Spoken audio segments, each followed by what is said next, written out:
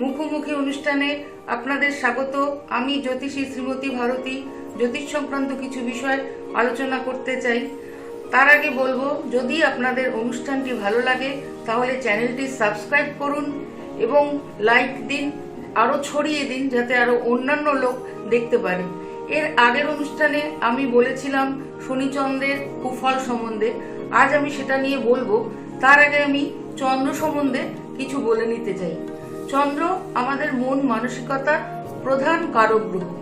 একজন জাতক বা জাতিকা জীবনে কতটা যশ, প্রভাব প্রতিপত্তি, সম্মান পাবে সেটা যেমন রবি নির্দিষ্ট করে, তেমনি সে তার ব্যবহার ও কথাবার্তার দ্বারা মানুষজনকে কতটা প্রভাবিত করতে পারবে সেটা নির্ভর করে তার জন্মস্থানে চন্দ্রের অবস্থানের ওপর। চন্দ্রের শুভ প্রভাব সম্বন্ধে যেটা বলা যেতে পারে, প্রথমত চন্দ্র মানসিক স্থিতিশীলতা দেয় ও দ্রুত উন্নতি দেয়। মঙ্গলও যদি শুভ হয় দ্রুত উন্নতি দিতে পারে, কিন্তু চন্দ্রের মতো এত দ্রুত নয়। যদি জন্মছকে চন্দ্র উন্নতির প্রধান সহায়ক হয়ে থাকে তাহলে সেই জাতক বা জাতিকা জীবনে যত দুঃখ কষ্টই আসুক না কেন তার থেকে সে দ্রুত মুক্তি লাভ করবে। আমাদের যেমন দেহের প্রয়োজন তেমনি আমাদের মনেরও প্রয়োজন। আমাদের দেহকে চালিত করে চন্দ্র। জানবেন, লগ্ন থেকে একজন জাতক বা জাতিকার দেহের ভাব, তার শারীরিক ক্ষমতা, শক্তি ইত্যাদি বিচার করা হয়, কিন্তু তার জন্মছকে যদি চন্দ্র শুভ না থাকে তাহলে সে তার দৈহিক ক্ষমতা, তার শক্তিকে কখনোই ভালো কাজে লাগাতে পারবে না। যদি তার জন্ম থাকে চন্দ্র অশুভ থাকে তাহলে সে তার শক্তির দ্বারা, যেটা লগ্ন স্থির করে দিয়েছে, সে হয়তো 5 জনের সঙ্গে লড়াই করতে পারবে, কিন্তু কখনোই সেটা সমাজের কোনো ভালো কাজে ব্যবহার করতে পারবে না। এর সাথে যদি রাহু এবং শনি যুক্ত হয় তাহলে তার জেল যাত্রা হতে পারে। অর্থাৎ একথা বলা যেতে পারে, যে শক্তি তাকে জীবনে একটা নির্দিষ্ট লক্ষ্যে অনেক উঁচুতে পৌঁছে দিতে পারত, কিন্তু শুধুমাত্র চন্দ্রের শুভ অবস্থান না থাকার কারণে সে তার জীবনটা ধ্বংস হয়ে যাবে। চন্দ্রকে নারীর সঙ্গে তুলনা করা হয়, সে কারণে আমরা দেখতে পাই চন্দ্রের মধ্যে সেবার মনোভাব। যদি কোনো জাতক বা জাতিকার জন্মছকে চন্দ্র শুভ অবস্থান করে তাহলে তার মধ্যে একটা সেবার মনোভাব থাকে, সে সেবা পরায়ণ হয়। শুধু নিজে বা নিজের পরিবারের লোকজনকে নয়, তার আশেপাশে কারো অসুস্থ হলে, কেউ বিপদে পড়লে সে ঝাঁপিয়ে পড়ে।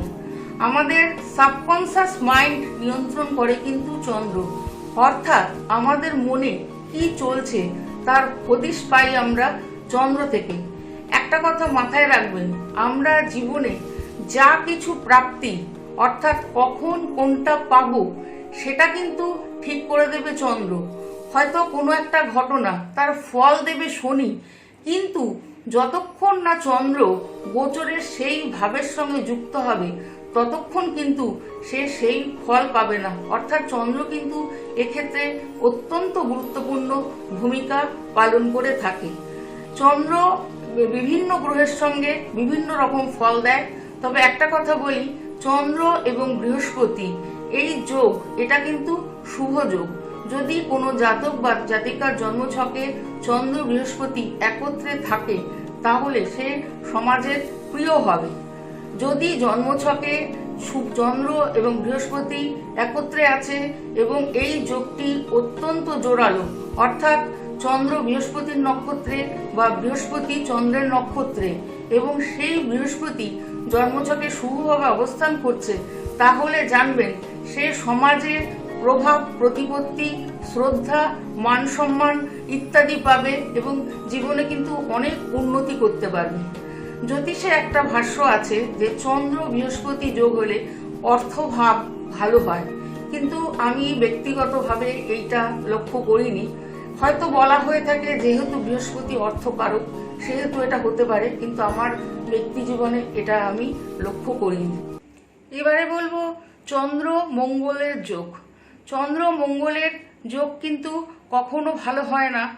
অশুভভাবে থাকলে আরও খারাপ ফল পাওয়া যায়, বা মঙ্গল যদি চন্দ্রের ঘরে বসে থাকে তাহলে দেখবেন সেই জাতক বা জাতিকার মধ্যে কোনো কাজ করার আগেই তার নেগেটিভ চিন্তাভাবনা আসে। সে ধরেই নেয় যে এই কাজটা তার দ্বারা হবে না, এবং সে তার সেই কাজ থেকে সব সময় পিছিয়ে চলে আসে। আবার চন্দ্র যদি বুধের সঙ্গে সংযোগ ঘটে এবং সেটা যদি অশুভ হয় তাহলে দেখতে পারবেন তার মনোসংযোগে ভীষণ ব্যাঘাত ঘটে, এবং সেই যোগ যদি আরও খারাপ হয়, অর্থাৎ চন্দ্র এবং বুধ দুটোই জন্মছকে অত্যন্ত খারাপভাবে অবস্থান করছে বা খারাপ নক্ষত্রে অবস্থান করছে, তাহলে অনেক ক্ষেত্রে তাদের বোকা বলা হয়, সমাজে তারা হেয় হয়ে যায়, মানসিক বিকাশ ঘটে না, এবং একটা জিনিস সবসময় তাদের মধ্যে থাকে, বাইরে থেকে বোঝা যাক বা না যাক, একটা মানসিক চঞ্চলতা থাকে এবং অযথা টেনশন করে। এটা কিন্তু চন্দ্র শনির সঙ্গে যুক্ত হলেও হয়। তবে আমি একটা কথা বলতে পারি, চন্দ্র এবং শুক্রের শুভ যোগ সেটা কিন্তু অত্যন্ত ভালো।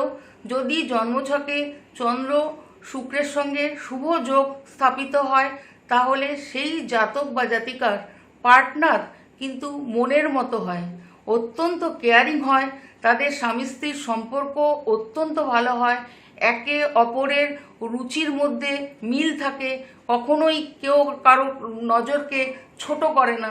চন্দ্র শুক্রের শুভ যোগ দাম্পত্য সম্পর্কের জন্য অত্যন্ত সহায়ক ওঠে।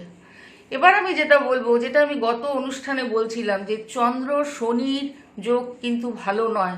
তবে একটা কথা বলতে পারি, চন্দ্র এবং শনি যদি একত্রে থাকে তবে নিশ্চিতভাবে মানসিক সংযোগ কিন্তু বাড়ায়।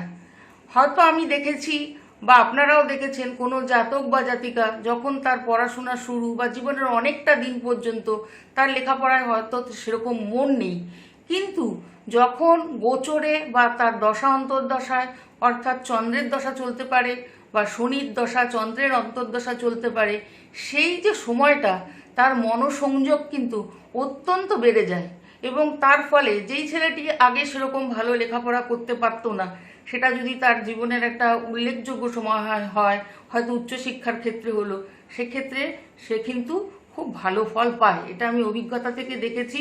আমরা অনেককে বলি, যাও তুমি পড়াশোনা করছো না বা এতদিন করোনি, কিন্তু তুমি একটা ভালো সময় পেয়েছো, এই সময়টাকে কাজে লাগাও। এছাড়া কিন্তু অন্যান্য বিষয়ে চন্দ্র শনির সংযোগ কখনোই ভালো ফল দেয় না। বিশেষ করে বিয়ের ক্ষেত্রে বলতে পারি, সাধারণত চন্দ্র শনির যোগে বিবাহ বিলম্বে হয়, কিন্তু অনেক ক্ষেত্রে আমি দেখেছি বিবাহ অনেক তাড়াতাড়ি হয়ে যায়। কিন্তু একথা নিশ্চিতভাবে বলতে পারি, এই যে তাড়াতাড়ি বিবাহ হলো সেটা কিন্তু ভালো হবে না। হয়তো বিবাহের দিন কোনো রকম আচার অনুষ্ঠানের ত্রুটি হবে, বাড়ির পরিবার পরিজনের সঙ্গে বা শ্বশুরবাড়ির আত্মীয় স্বজনের সঙ্গে মনোমালিন্য হবে বা ঝামেলা ঝঞ্ঝাট হবে, এটা তো হতেই পারে। এছাড়া বিবাহের পর যে তাদের যে জীবন, সেই জীবনের মধ্যেও কিন্তু নানা রকম অশান্তি আসে। যে একটা বিবাহিত সম্পর্কে আমাদের যেটা সবথেকে বেশি কামনা থাকে, পরস্পরের প্রতি শ্রদ্ধা, বিশ্বাস, ভালোবাসা, সেগুলোর কিন্তু অভাব ঘটে। এই চন্দ্র শনির যোগ আরও অন্যান্য ক্ষেত্রেও কিন্তু অনেক খারাপ ফল দেয়। যেমন একটা কথা বলতে পারি, একজন জাতক বা জাতিকা লেখাপড়ায় যথেষ্ট ভালো, সে ডক্টরেট করেছে, পোস্ট ডক্টরেট করেছে, এবং সাধারণত আমরা যেটা দেখি যে একজন ডক্টরেট বা পোস্ট ডক্টরেট যখন করে, সে সাধারণত শিক্ষকতার সঙ্গে যুক্ত হতে চায়, সে কলেজের প্রফেসর হতে চায় বা সরকারি কোনো সংস্থার সঙ্গে যুক্ত হতে চায়। কিন্তু যদি তার জন্মছকে শনি চন্দ্র অশুভভাবে থাকে তাহলে কিন্তু সে কখনোই তার ঈপ্সিত লক্ষ্যে পৌঁছতে পারবে না। হয়তো সে জীবনে বেসরকারি জায়গায় কাজ করে বা টিউশনি করে অনেক অর্থ রোজগার করতে পারবে, কিন্তু তার যে চাহিদার জন্য সে সারা জীবন অপেক্ষা করেছিল যে আমার এইটা করে আমি এই লক্ষ্যে পৌঁছতে যাব, সেখানটা কিন্তু ফল পেতে তার বাধা ভীষণভাবে আসবে। তবে আমি আমার নিজের অভিজ্ঞতা দেখেছি, চন্দ্র কিন্তু কখনো দেরিতে দেয় ফল, কিন্তু কখনো দেবে না এটা হয় না।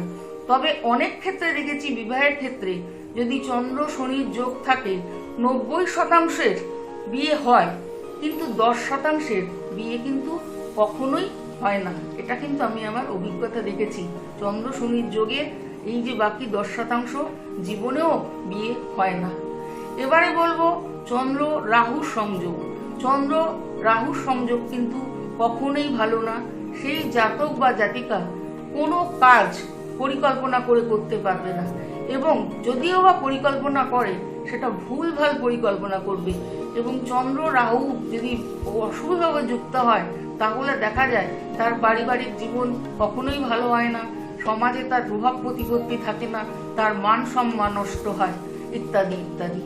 এছাড়া শনিচন্দ্র নিয়ে আরও অন্যান্য কথা আমি বলবো, বা চন্দ্র সম্বন্ধেও আরও অন্যান্য কথা বলবো। তার আগে আপনাদেরকে বলি, অনেকে আমার এই অনুষ্ঠান দেখেন, আমার কাছে ফোন করেন, তারা নানা বিষয়ে জানতে চান, কিন্তু সব সময় তো আমার পক্ষে সম্ভব হয় না উত্তর দেওয়া। তাই আমি বলবো, যদি কারোর কোনো সিরিয়াস সমস্যা থাকে তাহলে তার একটি প্রশ্ন, যে কোনো একটি প্রশ্ন আপনি আমার হোয়াটসঅ্যাপ নাম্বার 9836441389 9836441389 এই নাম্বারে করতে পারেন। আপনার নাম, date of birth, time of birth এবং প্লেস অফ বার্থ দিয়ে করে দেবেন। আমি আপনার একটি প্রশ্নের উত্তর আমি আবার পরের অনুষ্ঠানে আলোচনা করব। অনুষ্ঠানটি শুনতে থাকুন, চ্যানেলটি সাবস্ক্রাইব করুন, লাইক কমেন্ট করুন। আশা করি আপনারা সকলেই ভালো থাকবেন। নমস্কার।